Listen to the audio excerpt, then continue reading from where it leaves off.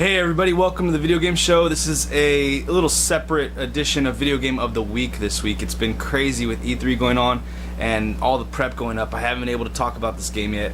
I did beat this game a couple weeks ago and I've been wanting to speak about it because I really enjoyed this game. The game is Wolfenstein The New Order. In this game, it is a first-person shooter. It is a remake, a nice reboot of the classic Wolfenstein game.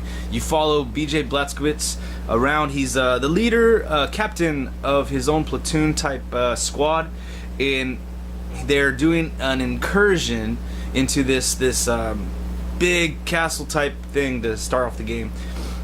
When he gets injured and he sees some people die and he gets injured, he gets saved. He survives this injury, but when he survives this, he's almost like a vegetable. He gets put in a psych ward. So 14 years go by. While he's in the psych ward, he sees all these things. Like his brain is responding to what he's seen, but for some reason he's like lost all ability to control his body, his movements. He's just like there. Throughout his 14 years in this psych ward, he sees all kinds of terrible things go on, but the one bright spot he sees is Anya, the daughter of the couple that run the place, and he just kind of falls for her while he's in this state. Till one day, these Nazi regime SS guys come in, and they are not supporting this psych ward anymore, and they're not giving money to it to keep it going, keep it running. So what they do is they try to shut it down. A scuffle occurs, and people are shot and killed. And that's when he gets the, I don't know, his brain kicks in, and he's like, alright, I gotta handle this, so he starts killing dudes. From that point on, you go throughout the game, doing your missions, and you have a lot of stuff in this first-person shooter that you don't really see in a lot of the other first-person shooters out there. This one is a callback to, World War II with the, the good guys being the Americans, the bad guys being the Nazis, just like the good old Indiana Jones films. So that being said, we'll get back to the overall view of the game in a second. But let's talk about some of the finer details of this game. The finer details of this game that I liked very much so. I love the cinematic feel that you have from this game. You go into this game, you're playing this character who's named and he speaks, but you still feel as if you are that character in this game. You have parts, cutscenes in this game where you feel embedded into what's going on. You feel like you know this character, you feel this sense of connection between them. They do a good job of being able to build that. They build these tension-filled moments, and the way I think that they're able to do this so well is with the music in this game. The music in this game is amazing. It's amazing.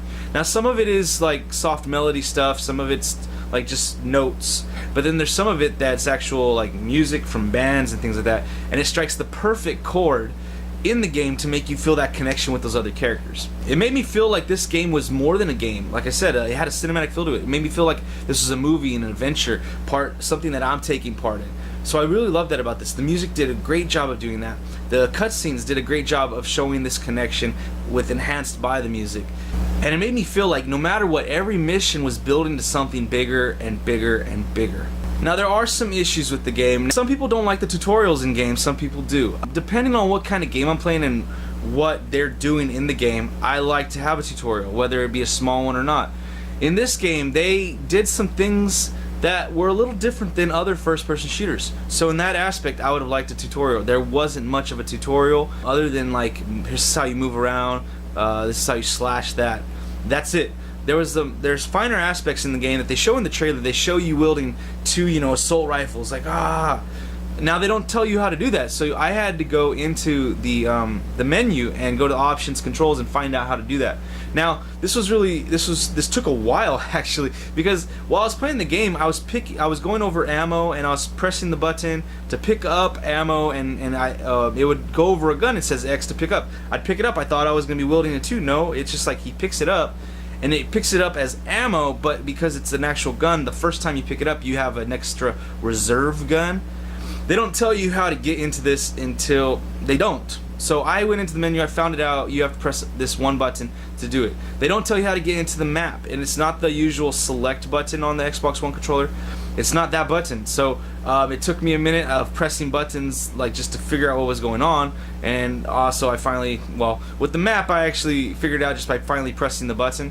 The guns, it didn't work for a while because I didn't pick up a second gun until I had to look in the menu to figure it out.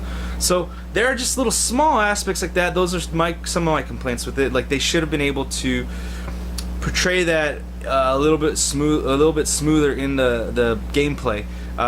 There were times where the screen would put something on there to say do this, and then I'd be getting shot at right there, so I'm like, oh, I can't even read what it's saying. So there was no point of having it there. By all means, this game is not perfect. It is very enjoyable. It's very beautiful to look at. This game, oh man, it looks like a next-gen game. I know that it is on the other consoles as well, the last-gen consoles, but this one does look very, very gorgeous. It has the CGI cutscenes, that what they were able to do with that looks great. The scenes where you're actually just running around in your first-person mode, the actual gameplay, those look great as well. I can't knock this game for its graphic fidelity. It did a really good job in that front. It also, like I said before, did really good with the character relations and with the music and setting the scene. It had a big scope to it, considering it felt like more than just a video game, as well as also a movie. I did have some small issues with it, considering I didn't find out how to do certain things at certain times. It took me a while to figure those out. I wish it was better spelled out, either all the way or not at all. If they are gonna put me in a situation where I have to figure it out, just let me figure out everything. I'll figure it out. I've played first-person shooters before. That's essentially what I did anyway. Now back to the overall of this game. This game is a first-person shooter at heart. It is a really good reboot of the Wolfenstein series. I definitely enjoyed it. It's not a super long game, 10 hours or less, and I just want to recommend this to people because it is a good experience. Now, if you're out there expecting Call of Duty, if you're out there expecting something like that, Halo, it's not gonna be your game. This is not gonna be that game. This game is its own, bag of tricks. It has its own aspects to it that makes it its own game, and that's what I enjoyed about this game. It wasn't the same old thing. I definitely enjoy this game. I definitely recommend it to you guys out there. I'm sure it's out there for rent in Redbox, I would assume. I picked this up. I enjoyed it. I can't wait till they put some DLC out for it. I want to play some more, maybe have some missions in there. Also, what's good about this is, if you notice, I'm getting a beta to Doom because I bought the game.